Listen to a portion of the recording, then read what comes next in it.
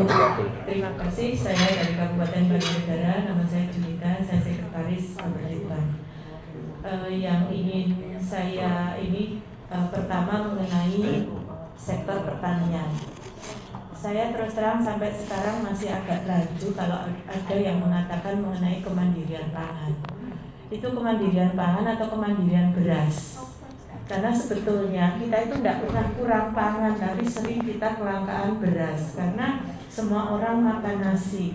Sekarang saya bertanya, yang ada di ruangan ini siapa yang makannya tidak harus nasi ngacung?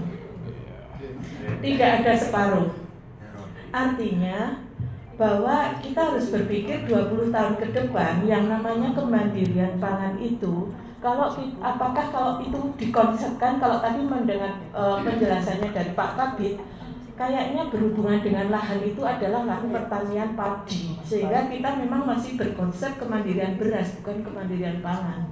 Sehingga di sini apa tidak mungkin kalau kita mengadop semua pertanian itu, mungkin salah satunya konsepnya nanti adalah seperti macam urban farming atau permakultur konsep, di mana nanti sebetulnya itu bukan perwujudan kemandirian tapi juga diversifikasi pangan. Artinya masyarakat kita itu sudah tidak lagi mengkonsumsi harus beras sebagai karbohidrat, tapi itu harus betul-betul disebutkan diversifikasi itu, sehingga ada upaya bagi kita untuk memasyarakatkan kamu makannya jangan tidak perlu beras, nasi, maksudnya bukan kita nggak makan beras, makan nasi ya, jadi seperti itu.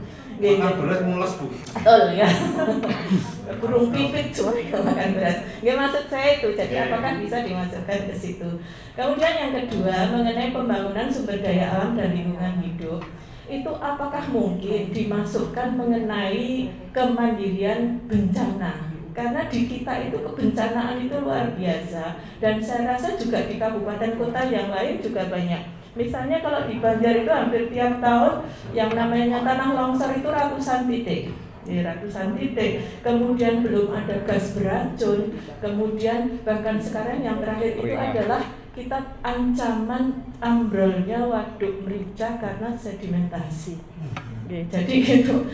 Artinya kemudian kalau di kabupaten kota yang punya pantai mungkin tsunami dan sebagainya kita sudah merasakan, kemudian di Kebumen mungkin ya. Jadi apakah mungkin kebencanaan itu disebutkan di situ, bahwa itu juga merupakan upaya provinsi untuk bagaimana kabupaten kota itu bisa mengatasi kalau ada bencana, kebencanaan bisa dimasukkan.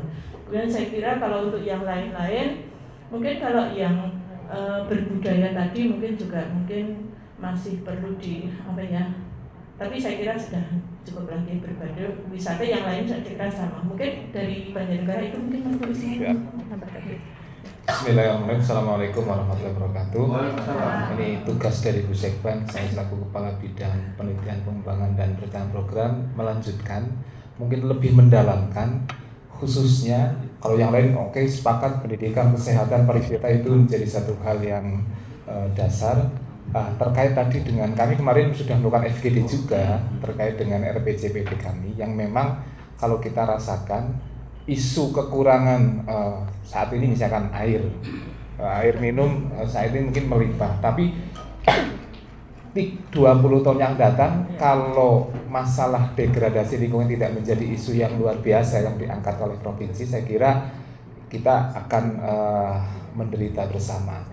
Dan saya meyakini apa yang terjadi saat ini boleh jadi kesalahan dari manusia-manusia puluhan tahun yang lalu begitu, terutama masalah lingkungan, sehingga harapan tadi degradasi lingkungan yang di situ nanti efeknya tadi yang disampaikan Bu Sekban adalah bagaimana kebencanaan itu bisa bukan terjadi, kalau terjadi otomatis kita tangani, tapi penanggulangan yang dalam konteks keberlanjutan ini mungkin bisa lebih menggigit begitu Mbak